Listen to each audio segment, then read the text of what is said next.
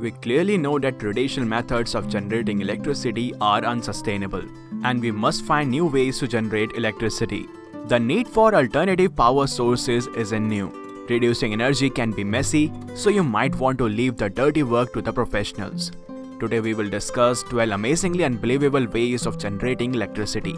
But before we proceed, it'd be nice if you subscribe to our channel and press the notification bell, so that you don't miss out on our future updates.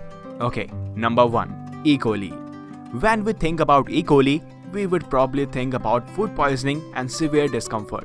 Bacteria also have the potential of helping us with energy problems. Isn't that amazing? There are several harmless strains of E. coli on which the researcher experimented. They have found a way to work on their DNA and change them in a way that when they feed on agricultural waste, they will excrete crude oil. This may sound crazy, but the fatty acids they usually produce are similar to oil. Only a few changes are required to make them identical. The process has become cheaper than it was a decade ago. Number 2. Onion power. The onion waste-to-energy system uses two parts. First, a biomass system that turns onion waste into hydrogen gas. And second, fuel cells that turn that hydrogen into electricity. The onion tops, tails, and trimmings are juiced. And the sulfur, which is the substance in onions that makes people cry, is removed from the juice. The juice is then mixed with water and fed through an anaerobic digester which contains a series of bacteria that consume the sugars in the onion juices.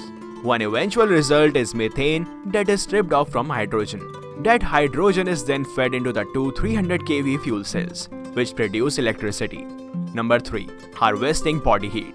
Several major cities have established projects that harvest heat trapped in their vast metro systems. The millions of commuters, plus the train engines and brakes operating in the sealed metro environment generates considerable heat. Metro operators have been aware of the heat issue as well, as they have spent considerable amounts of money dissipating the heat through conventional means. However, metro operators are now putting that excess heat to better use. That is, powering and heating local houses and businesses. In London, hundreds of homes around Highbury and Islington are a part of a scheme to harvest heat from the London Underground, while similar methods exist across Europe. Number 4. Confiscated alcohol. Sweden's National Customs Service confiscates hundreds of thousands of illegally smuggled alcohol each year. Rather than pouring it all over the drain, which is a waste, they convert it into something useful. Working with Svensk Biogas AB, the Swedish Customs Agency aims to continue converting this free resource into power as long as smugglers attempt to cross the border. Number 5. Use adult diapers. While the aging Japanese population may be of a broader economic concern, tawdry-based superphase INC's innovation has seen the burden as a power solution. It is indeed an attractive alternative way of generating electricity. The SFD recycling system takes used diapers, sterilizes them, pulverizes, and dries them in their patented machine, which returns biomass pellets ready for burning in the appropriate furnace, yielding around 5,000 kcal per kg recycled. This is not a bad return at all. If we assume an entirely useless landfill article, it can serve around 700 pounds of used diapers per day, and the system could make its way into retirement homes and large hospitals. Number 6. On the dance floor. The kinetic energy generated by our everyday tasks is under the spotlight as underground stations, nightclubs and gyms begin to utilize piezoelectric harvesting technologies. Piezoelectricity is generated in certain crystals in response to compression force. Suppose you have a surface that moves for any reason. In that case, you can attach piezoelectric crystals to it and get the small amounts of energy out. The accumulated electrical energy can be used to power services within the same building or area or route it to a new location. However, we utilize piezoelectricity more often than you might think. Electric cigarette lighters feature a piezoelectric crystal with sufficient voltage to ignite the gas, resulting in a flame. Piezoelectric energy generation is also moving into the rail sector. Israel Railways installed 32 piezoelectric energy capture devices along a reasonably busy section of the railway, harvesting around 120 kilowatts per hour, which is enough to power signal lights and track mechanisms. Number 7. Thorium reactors. Miniature nuclear reactors powered by just 1 ton of radioactive thorium could feature in a new generation of local power generation schemes. Thorium reactors would require high-energy neutrons to trigger their fissile activity, which has led British scientists to begin work on miniature particle accelerators. The electron model of many appliances, or EMMA, which is a prototype, operates at around 20 million electron volts, or 20 MeV, which is a solid thing to start with. A fair degree of skepticism remains around the use of thorium and the practicalities of building and maintaining a more significant number of local nuclear reactors. Number 8. Solar power in space. There couldn't be anything more exciting or futuristic than a massive solar array floating on a platform above the planet, beaming wireless electricity towards the Earth's surface. There are many advantages of using this option. There would be no need to take up valuable real estate on Earth, and no energy fluctuations will be caused by weather. There is a long way to go with this form of alternative electricity generation.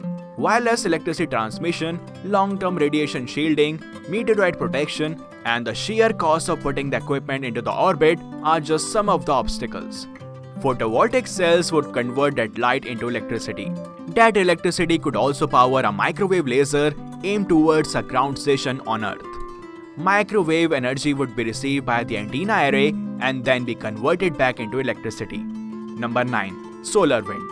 The solar wind consists of an enormous number of charged particles that are emitted by the sun at extremely high speeds. These particles can generate electricity by using an enormous solar sail which produces energy from the solar wind passing along it. According to a prelim analysis by the University of Washington, the amount of power that can be generated is essentially limitless. It is constrained only by the size of the solar sail that is being deployed. 300 meters of copper wire attached to a 2-meter wide receiver and a 10-meter sail could generate sufficient electricity for 1,000 households. Number 10. Jellyfish. Our oceans are becoming more and more acidic. Jellyfish populations are soaring as a result of this. Most of them are not fit for human consumption, but they may prove useful for another global issue. Swedish researchers have been steadily liquefying large numbers of Aquaria victoria, a glowing jellyfish common to North America's shores. The green fluorescent protein, or GFP, contained within the jellyfish can be used to create miniature fuel cells that could be used to power a generation of medical nanodevices. When applied to aluminum electrodes and exposed to ultraviolet light, GFP generates power measuring in tens of nanoamperes. This definitely is not insignificant. The development of biological fuels could enable further research into bio-nanotechnologies that would require no external fuel or electrical current to continue functioning. If the technology could be scaled up, it could be beneficial in the long run, especially if our oceanic acidity issue continues. Number 11. Harvesting and recycling radio waves. A research team that focuses on recycling radio waves hopes to deploy their technology across multiple sites. The idea of harvesting and recycling radio waves and other electromagnetic waves is not entirely new, but the harvesting scale is increasing. A research team has developed the technology to recycle and collect energy from multiple sources, including Wi-Fi, TV channels, handheld electronic devices, and much more. The collection process uses ultra-wideband antennas to receive a vast range of signals across different frequency ranges. Radio signals and other electromagnetic frequencies are constantly transmitting all around us. Turning some of those frequencies back into energy can act as a game changer and a highly innovative method of electricity generation. Number 12. Out of thin air. The holy grail of energy and electricity production is to create it from thin air, creating an endless and inexhaustible energy source. If we talk about a research team at the University of Massachusetts Amherst, they have created a device that uses a natural protein for creating electricity from the moisture present in the air. AirGen uses tiny electrically conductive protein-based nanowires.